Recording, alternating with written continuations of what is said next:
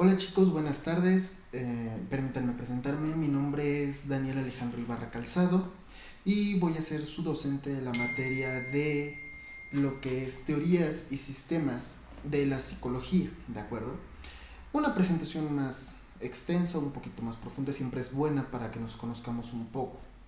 Bueno, soy antes que nada psicólogo clínico, egresado de Universidad de La Salle, soy terapeuta cognitivo-conductual y maestrante en tanatología por el Instituto Mexicano de Psiconcología.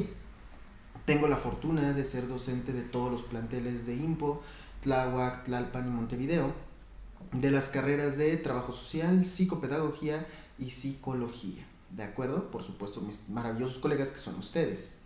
Ahora, entrando un poquito al trabajo que vamos a estar haciendo durante esta materia. Para que yo te pueda explicar bien esto, primero te voy a decir por qué las asesorías se están volviendo el método de trabajo en estos días del Instituto Mexicano de Psiconcología, o como muchos lo conocemos y le llamamos IMPO. Como bien sabrás, todo lo que ha estado ocurriendo recientemente en nuestro país ha hecho que las medidas de seguridad que las instituciones tomen para salvaguardar la integridad de sus personales administrativos, docentes y por supuesto de nuestro alumnado, ha llevado a que el instituto busque tener todo en regla y todo en orden para tranquilidad de las familias y de nuestros estudiantes y que su regreso a clases pueda ser de la mejor forma posible.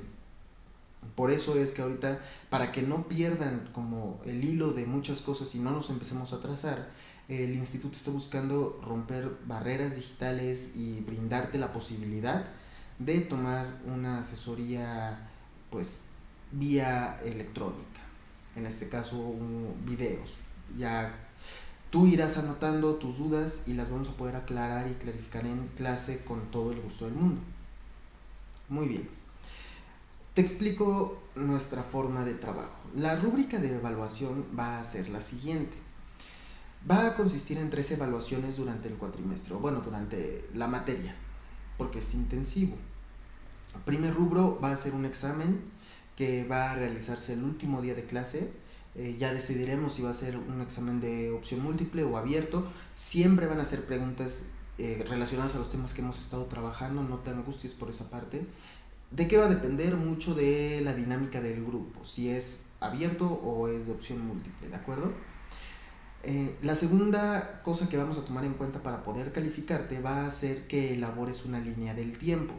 La línea del tiempo me la vas a hacer de manera individual, me la vas a presentar con los materiales que tú gustes, cuidando obviamente que se vea pues bien, la presentación sea adecuada, sea de un nivel de licenciatura.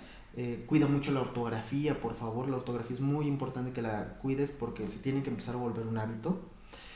Tiene que incluir los aspectos más importantes de las teorías que vamos a estar revisando, las épocas históricas donde se desarrollaron, es decir, por ejemplo, Antigua Grecia, siglo XVII, modernismo, posmodernismo, las fuerzas, todo esto tiene que ir incluido en tu línea del tiempo, que lleve una buena secuencia con los puntos más importantes sobre dicha época o dicho tiempo o modelo, ¿de acuerdo?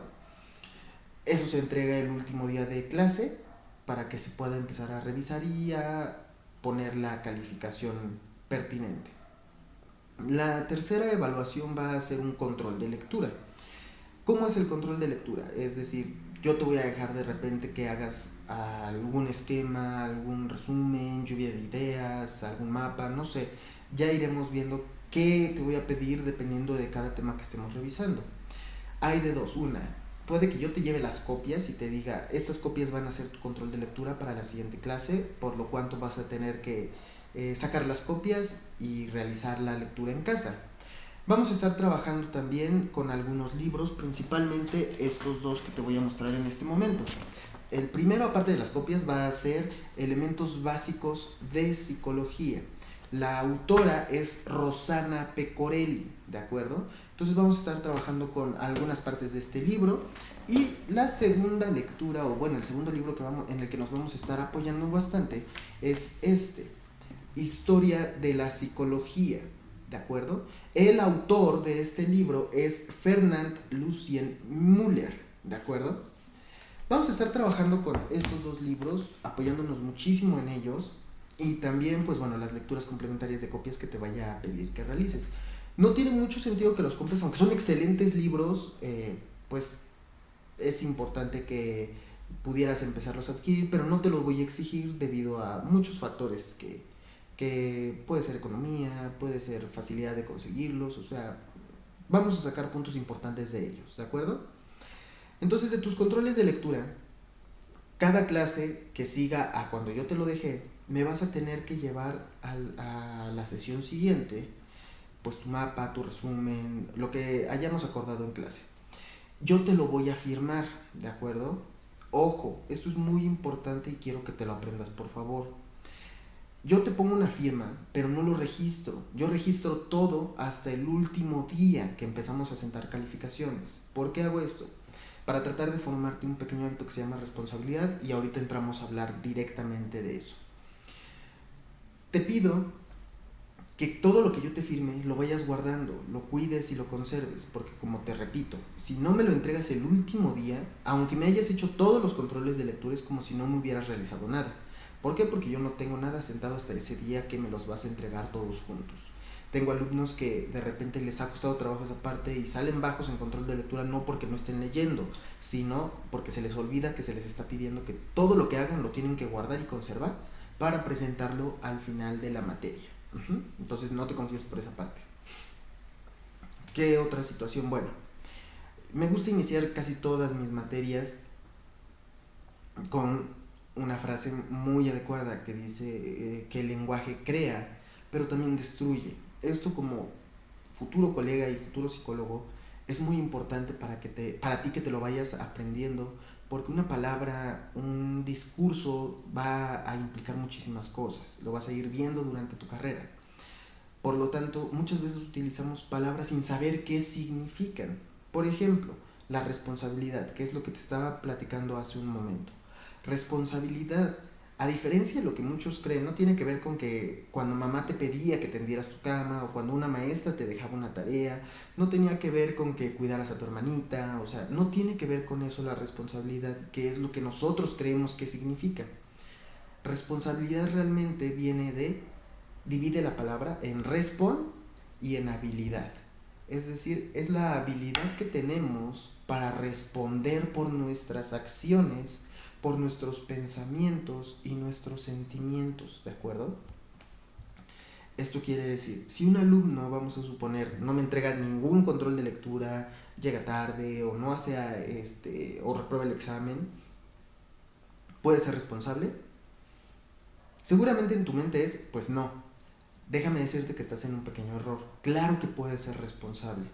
Ese alumno puede ser responsable en la medida en la que se acerque y cuando reciba su calificación y se le explique por qué está sacando lo que saca, él asuma y sea capaz de reconocer y decir, ¿sabe qué? Tiene toda la razón, no entregué esto, no hice aquello, no estudié para el examen, entonces es lo que me merezco. Está siendo responsable aunque no acredita la materia, porque está respondiendo por sus acciones o lo que no hizo. Entonces te voy a pedir por favor que sea algo que tratemos de trabajar constantemente durante nuestra materia. ¿Por qué te lo pido? Una, por los controles de lectura. Dos, por los exámenes. No me estés pidiendo que te suba calificaciones, de verdad no va a ser algo factible y no va a ser algo que va a suceder, ¿de acuerdo? Siguiente, procuro ser demasiado puntual en mis clases. Intento de que sea algo que sea recíproco, tanto mis alumnos como yo en mi rol de docente. Por eso, si te pones a revisar tu reglamento académico, te vas a dar cuenta de una cosa. Existe la figura de asistencia y de falta, pero no existen como tal los retardos, ¿sale? Por lo tanto, ¿cómo vamos a calificar esa parte? Yo te voy a dar 10 minutos pasada la hora en la que empieza tu clase para que tú llegues. No quiere decir que tu entrada sea, por ejemplo, si empieza tu clase a las 7, que tú puedas llegar hasta las 7:10. O que tu horario de entrada sería 7:10. No, tu hora es a las 7, pero tienes 10 minutos de tolerancia para poder llegar a la clase. Si llegas dentro de esos 10 minutos, claro que puedes pasar y no pasa nada, te pongo tu asistencia y todo bien. Pero vamos a suponer que llegas 7:15 o 7:20. En ese caso, no te voy a poner asistencia, pero claro que puedes pasar a tomar la materia. Nunca te voy a dejar afuera. Nunca te voy a impedir que pases a tu salón y a tu clase. Eso jamás. Pero si no me pidas, siguiendo este lineamiento de responsabilidad, no me pidas que te ponga un retardo, una asistencia sabiendo que no es posible, debido al acuerdo que estamos poniendo en este momento, ¿sale? Como eres intensivo, recordarás que entre una y dos faltas es directamente extraordinario o recursamiento, lo que tú decidas presentar, ¿sale? Entonces vamos a evitarnos ese conflicto. De igual manera, el docente se compromete con ustedes como grupo a cubrir esas expectativas. Es decir, si yo les estoy pidiendo que sean puntuales, pero yo no les doy puntualidad, entonces va a haber un grave problema ahí, ¿no? No hay congruencia. Si tu docente por alguna razón, por azares del destino, no sé, X o Y, llega tarde un día, todos tienen una asistencia en ese momento, salvo los que de plano no se presenten en la materia, ¿de acuerdo? Esto para que sea como más equitativo y más justo. Te voy a pedir que participes tanto como te sea posible. La participación es muy importante. Si tienes participaciones activas, no solo te van a quedar más claros los conceptos, sino va a poder incluso ayudarte en algunos rubros de tu evaluación. Las participaciones no es que digas lo primero que te viene a la mente, sino es que lo sustentes en algo que estás leyendo, en algo que ya conoces, en algo que se aprendió en otra materia. Eso es una verdadera participación. Para mí, te voy a empezar a tratar al grado de un colega, pero como mi colega, pues espero obviamente que estés comportándote y presentando conductas de ese grado, ¿sale? En estas primeras sesiones, o en esta primera sesión más bien, como es virtual, tal vez te genere muchas dudas y pues es un medio muy impersonal, tal vez porque pues ya está grabada una información que se te está presentando. Sin embargo, te pido que tomes nota de todo lo que puedas y si tienes dudas, también las anotes para que en clase las podamos resolver sin ningún inconveniente. Te voy a dejar en clase mi correo electrónico para que puedas escribirme durante la semana si tienes algún problema, duda o cuestionamiento, y con mucho gusto te voy a apoyar, ya sea para mi materia o para alguna otra. Es parte de mi labor y con gusto lo voy a hacer para que puedas pues desarrollarte de una manera adecuada, ¿sale? Muy bien. Ya te hablé de los rubros de evaluación, ya hice una presentación muy breve de quién es tu docente. Ok, teoría y sistemas de la psicología. Aquí vamos a tener que hacer, como bien te estoy pidiendo una línea de tiempo, un recorrido a lo largo de la historia de la psicología. Desde sus primeros inicios, cuando era etapa griega principalmente, hasta una etapa moderna, ¿de acuerdo? Donde ya tenemos los conceptos más avanzados o más recientes sobre lo que es la ciencia de la psicología. Pero también vamos a hablar de que la psicología no siempre ha sido una ciencia. Hubo mucho tiempo donde se consideró una disciplina porque no cubría todavía los requerimientos para ser considerada ciencia como tal. Entonces, estos elementos son muy importantes y van a ser cosas que vamos a estar trabajando constantemente. Muy bien, pues vamos a comenzar. Nuestro primer tema que tenemos que abarcar son los fundamentos históricos de la psicología, ¿de acuerdo? Es un poco sobre los primeros esbozos que se hicieron de nuestra profesión y que el desarrollo histórico va a datar de distintas partes de nuestra historia de la humanidad. Tenemos que empezar el inicio obviamente hace muchísimos años, en la antigüedad, cuando algunos filósofos griegos empezaron a hacer aportaciones muy significativas a un campo nuevo. Recordemos lo siguiente, mucha gente cree hasta la actualidad que la psicología tiene padre y que su padre es Sigmund Freud. Hoy, tú, psicólogo en formación, no puedes decir eso. La psicología no tiene padre, tiene mucha madre, sin un sentido vulgar de la palabra. La madre de la psicología es la filosofía, ¿de acuerdo? De ahí es nuestro origen, partimos de una filosofía hasta empezar a evolucionar y terminar siendo una ciencia como tal. En algún punto nos empezamos a separar un poquito, no por completo, porque muchos postulados derivaron de la filosofía y de ahí es como los podemos empezar a comprender. Recuerda que la filosofía, si divides la palabra, es philos, amor, sofía o sophos, que viene de sabiduría. Entonces la filosofía es el amor por la sabiduría. El filósofo busca la verdad de muchas maneras diferentes, busca el conocimiento al igual que un epistemólogo.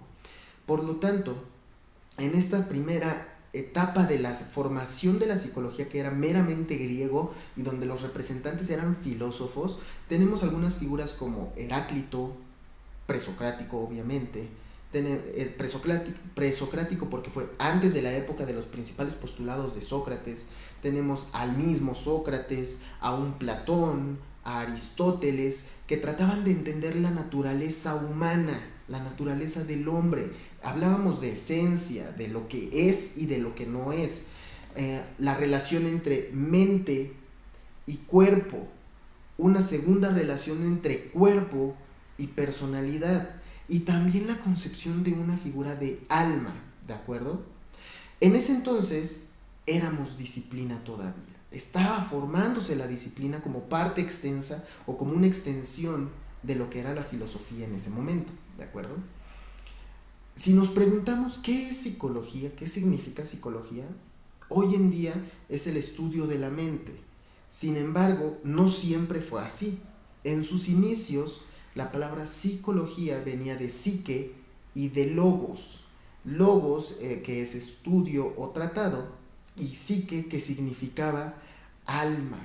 En ese entonces no significaba mente. La psicología en sus orígenes griegos hablaba de un estudio del alma o el tratado del alma. Era una concepción muy importante que ahorita vamos a tratar de tocar un poquito para que te quede más clara. Eso en cuanto a la parte de la filosofía griega. Ahorita vamos a retomarlo, te voy a platicar un pequeño brinco que se dio. La psicología en realidad, ya teníamos claro que en esa época era pura disciplina. Se empezó a considerar como ciencia no hace mucho, somos una ciencia en pañales todavía. ¿Por qué? Porque tendrá poco más de 100 años que la psicología se empezó a considerar ciencia verdadera. Era hija de la filosofía y solo nos convertimos en una ciencia independiente cuando se empezaron a utilizar instrumentos y técnicas que ya habían sido empleadas con éxito en otros campos con éxito de la ciencia, ¿de acuerdo? Es decir, hasta el momento en el que la psicología empezó a implementar métodos más científicos en su metodología, fue cuando dimos el brinco de una disciplina a una ciencia. Porque ya eran modelos que habían tenido bastante aceptación en otros campos científicos. Y eso ayudó bastante a que entonces nuestra profesión empezara a tomar matices más serios todavía frente a comunidad científica. Cuando se comenzó a reunir información cuidadosamente a través de observaciones sistemáticas, es decir, pues sí, de observaciones sistemáticas y de una experimentación controlada, fue cuando empezamos a darle un giro por completo y nos empezamos a alejar un poco de la filosofía. Digo un poco, te repito, porque muchas cosas que todavía mencionamos y manejamos tienen su origen filosófico. A partir de ese momento se desarrollaron las diferentes teorías, escuelas, las fuerzas de la psicología que han dado forma a lo que es la psicología actual o contemporánea. Ahora, retomando un poquito lo que estábamos hablando de la filosofía presocrática con Heráclito, por ejemplo, es importantísimo mencionar que con él ya había concepciones o esbozos muy primitivos tal vez, pero ya eran esbozos de lo que era una razón y una conciencia colectiva o en el ser humano. Heráclito también mencionaba la parte del cambio que es bien importante y que se retoman en modelos posteriores, donde se dice que todo es un constante cambio. Heráclito tenía la siguiente parábola o la siguiente metáfora. Él decía, nadie se puede bañar en el mismo río 2 veces. Podrás bajar a limpiarte un día a algún río determinado, al día siguiente volver a bajar a asearte en ese río. Sin embargo, es una contradicción y un constante cambio, porque aunque sea el mismo río, no es el mismo río, porque aunque sea el mismo lugar geográfico, no es el mismo tiempo, no es la misma agua la que está fluyendo. Es un cambio tan dinámico, es un constante cambio y paso de ser para no ser. A ver si lo puedo tratar de aterrizar un poco mejor de la siguiente manera. Retomando un poquito la filosofía de Heráclito, para un contexto un poco más reciente, hablaríamos de que tenemos un espacio de línea temporal. Tenemos un pasado, un presente y un futuro. Si seguimos la línea de lo que Heráclito nos trataba de compartir, llegaríamos a la siguiente conclusión. Las personas que se la pasan viviendo en un pasado, valga la redundancia, generan depresión por una razón muy concreta y sencilla. El pasado ya no es, el pasado ya fue, ya es algo que no puede ser modificado, ¿de acuerdo? Por lo tanto, están viviendo en un ya no ser. El futuro es un todavía no ser, porque no existe todavía. Es vivir en el futuro nos va a generar angustia, nos va a generar ansiedad, porque nos estamos preocupando por algo que aún no existe, algo que aún no ha sucedido. Es un no ser. El pasado es un no ser, porque ya ocurrió, ya dejó de ser, y el futuro es un no ser porque aún no ocurre. Por eso hay que empezar a aprender a vivir, y de aquí empiezan a retomar la Gestalt, por ejemplo, el principio del aquí y el ahora. Hay que aprender a vivir en nuestro presente, en este momento. Bien lo dice la película de Kung Fu Panda, para quien la haya visto de ustedes. Es el día de hoy es un regalo, y por eso se llama presente, que es lo que le decía el maestro, no me acuerdo cómo se llama, la tortuga, a Shifu, que era su discípulo. Por eso hay que aprender también que el presente es un constante cambio de ser para no ser. ¿Por qué? Porque el presente es muy efímero. Simplemente ustedes no son las mismas personas, los mismos alumnos que empezaron a ver este video hace 20 minutos. Por poco o mucho que ustedes ya hayan aprendido en este video, ya no es el mismo conocimiento con el que le dieron clic al empezar. Por lo tanto, ustedes ya no son el alumno que empezó ese video. Ha sido un constante cambio de ser para no ser. Esta es una parte muy importante desde la filosofía de Heráclito, que ayuda a comprender muchísimo la contradicción también.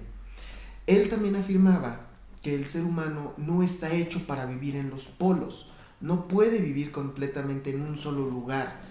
Esto le va a generar la muerte, indudablemente, o al final, como él solía decir.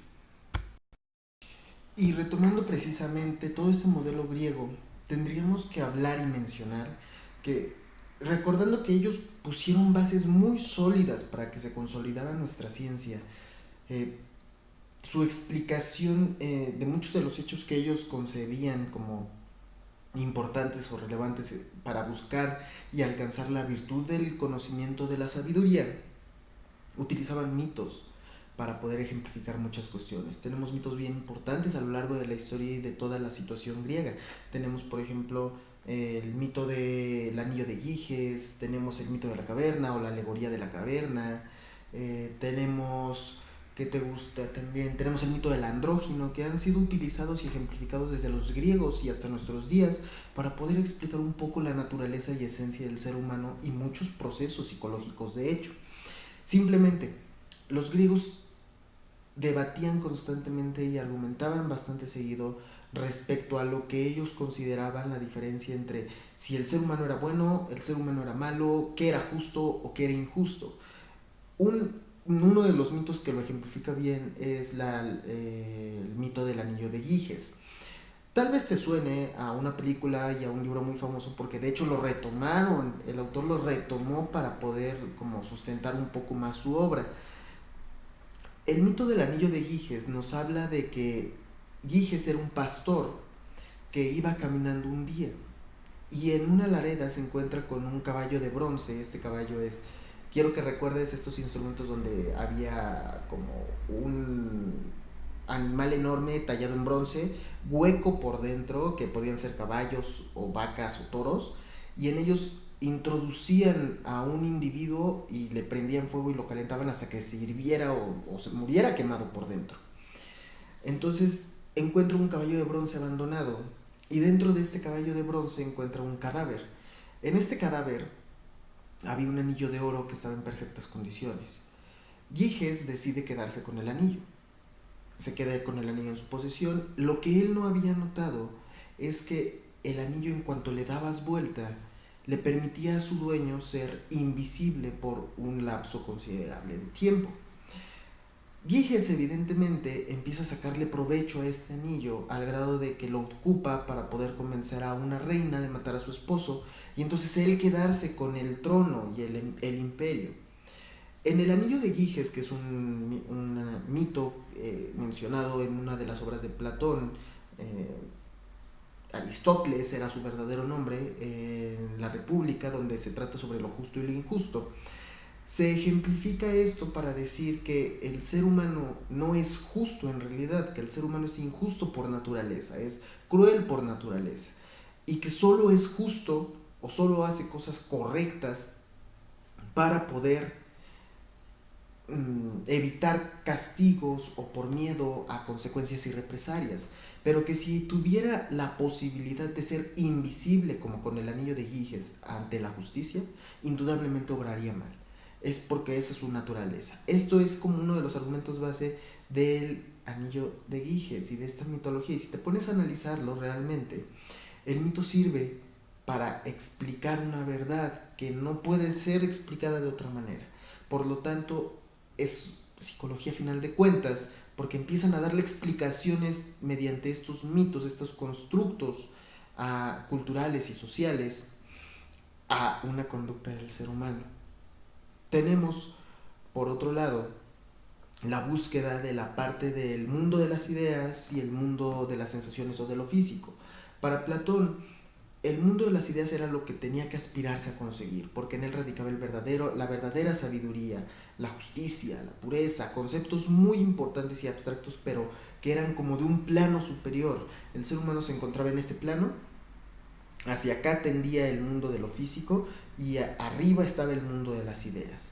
Entonces, incluso en varias de las pinturas que representan a los griegos, si te recuerdas, encuentras a una figura de un Platón apuntando hacia arriba mientras va caminando con otros discípulos de Sócrates. ¿Por qué? Porque está apuntando al mundo de las ideas. Entonces, el ser humano que es esclavo de las pasiones, esclavo de sus impulsos, de sus sensaciones, es una persona que es esclava o es esclavo de lo efímero, lo momentáneo, y que no puede aspirar a algo más abstracto y más elevado como la sabiduría. Por eso Platón daba una importancia muy, muy notoria a este tipo de elementos que ya explicaban la conducta y por qué el ser humano era como era. Es que esta persona es muy impulsiva, es muy agresiva, es muy violenta, solo busca tomar vino, busca embrutecerse, busca estar con Dionisio, busca esta parte de, pues todo lo efímero.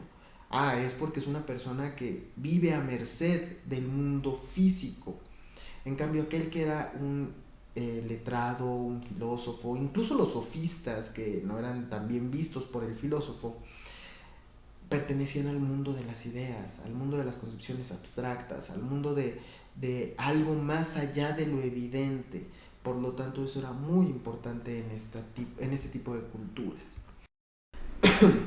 Y bueno, algo que me parece muy importante mencionarte también, ahorita que estamos haciendo este recorrido por toda la parte de la historia griega y filosofía griega referente a lo que también se puede considerar pues orígenes de la psicología, es importante mencionarte que sí que en su origen, como te mencionaba, tenía que ver con alma. Esta creencia tiene un origen muy importante en esta cultura porque se creía que cuando el ser humano fallecía, dependiendo de las condiciones también donde falleciera, salía el último suspiro de su cuerpo. Este último suspiro tenía una forma alada que muchas veces tomaba como la representación de una mariposa. Entonces, para ellos, la mariposa tenía una implicación muy cercana a lo que era la representación simbólica del alma, que era el estudio y tratado del alma, la psicología en ese entonces. Entonces, por eso tenemos en muchas imágenes, y tal vez te lo habías preguntado y si no vas a ser más observador, que muchos logos o muchas situaciones de psicología tienen como tácita o implícita por atrás el trasfondo de una mariposa, porque era este primer esbozo de la cultura griega sobre lo que era la parte del alma. Pero también, como te mencionaba, hubo una época histórica donde existió la cultura presocrática o la época presocrática, donde estaban precisamente autores no solo como Heráclito, sino también como Anaxímanes, Anaximandro y Acmeón, por ejemplo, y entre ellos lo que se buscaba era el arjé. El arjé quiere decir el origen o el principio de todo. Para muchos de ellos el origen tenía que ver con un elemento. Entonces el elemento era la representación del origen de toda alma o de todo sustento de la vida. Recordando un poquito esta parte, hubo un filósofo que se llamó Diógenes. Diógenes de Apolonia era un filósofo que empezó a dar como origen y nacimiento a la exigencia racional. Diógenes salió o seguía un lineamiento de una escuela de Anaxímenes. Por lo tanto, el aire era el principio de todo.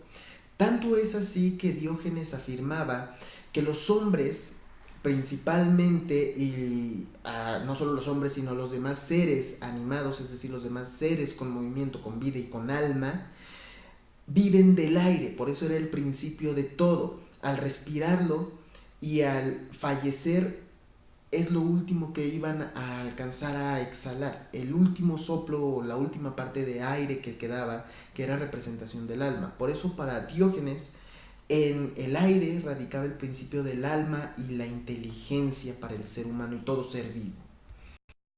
Ya cuando se empieza a presentar la parte de una psicología médica, todavía hablando de la época griega, donde ya entra también incluso un Hipócrates, no solo como padre de la medicina, sino que también en sus tratados empiezan a abordar pues aspectos relevantes entre este vínculo tan estrecho del organismo con la psique o con el psiquismo.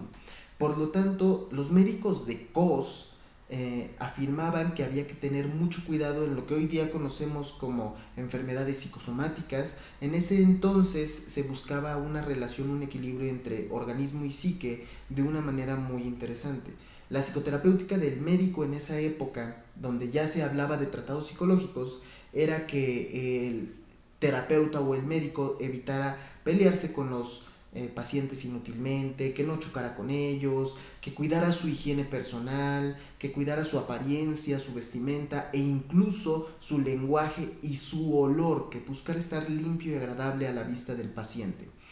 Para los médicos de COS, que ya estaban hablando de una psicoterapéutica no solo orgánica, sino psíquica, para ellos tenía mucho que ver que el paciente se sintiera a gusto, cómodo, desde observar al médico que lo estaba tratando, porque esto iba a ayudar a que el alma y la psique, la mente, también estuvieran en una relación adecuada con la parte orgánica.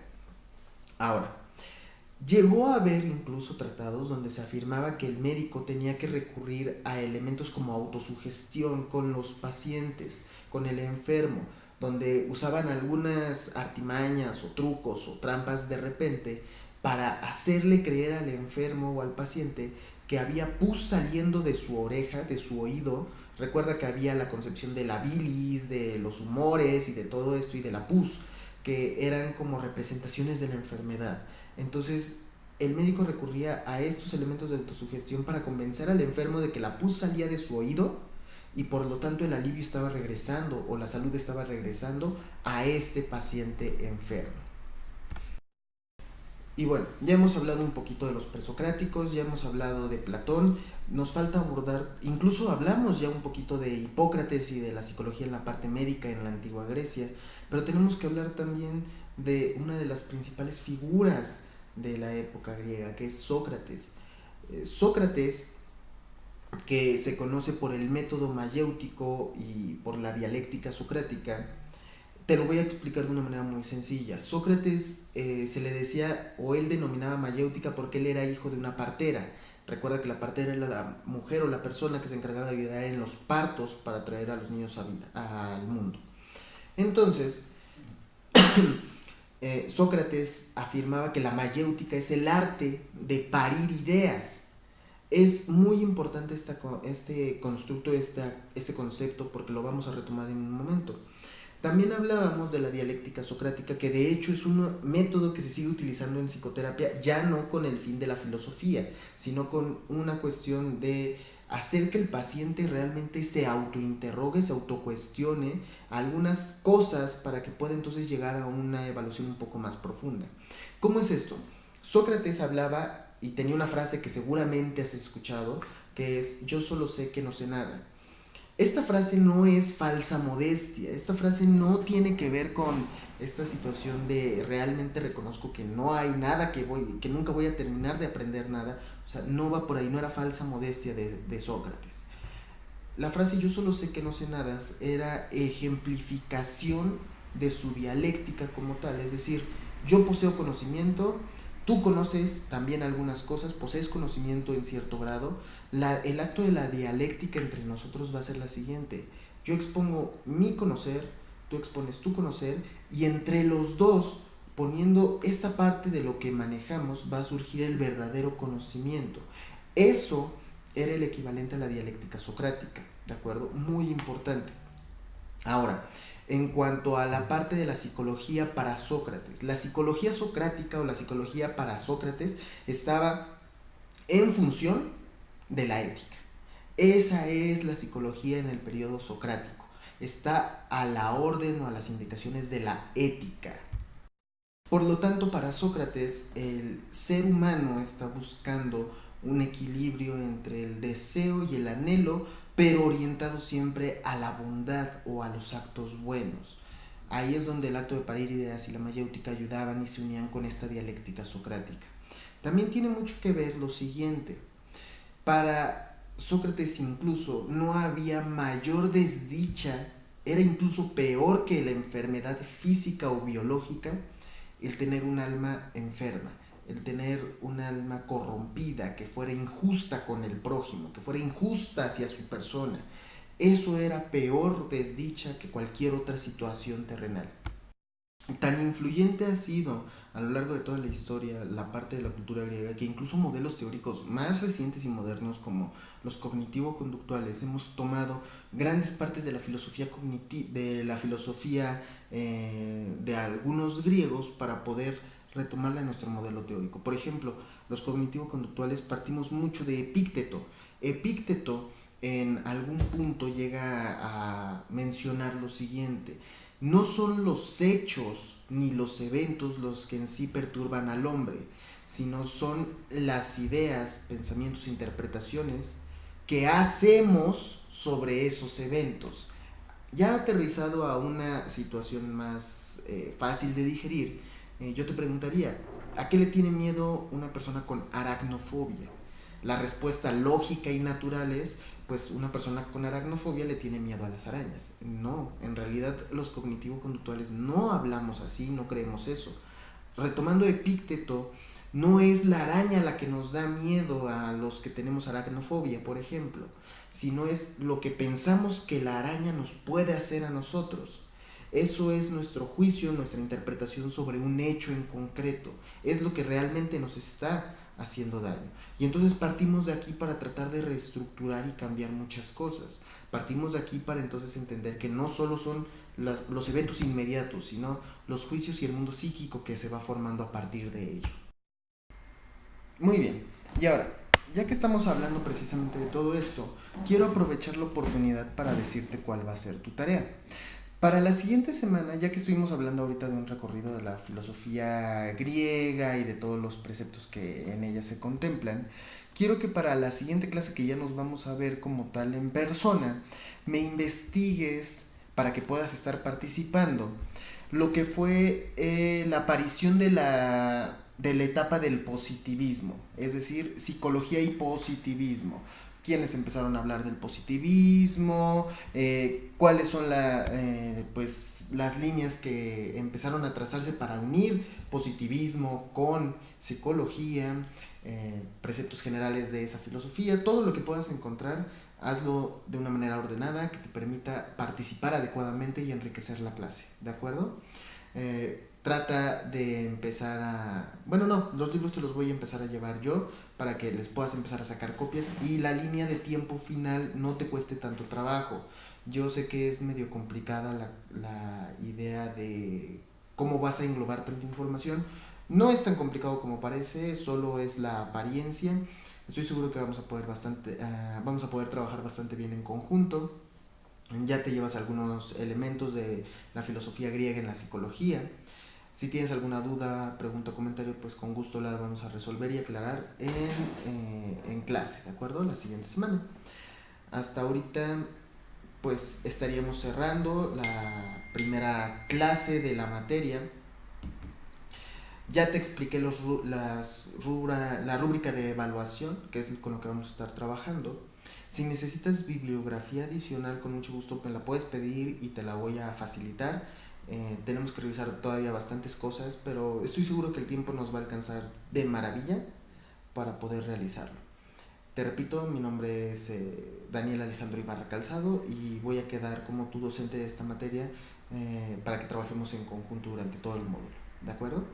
Que tengas un excelente fin de semana y pues cualquier cosa nos estaremos viendo ya en clase, ¿de acuerdo? Cuídate mucho.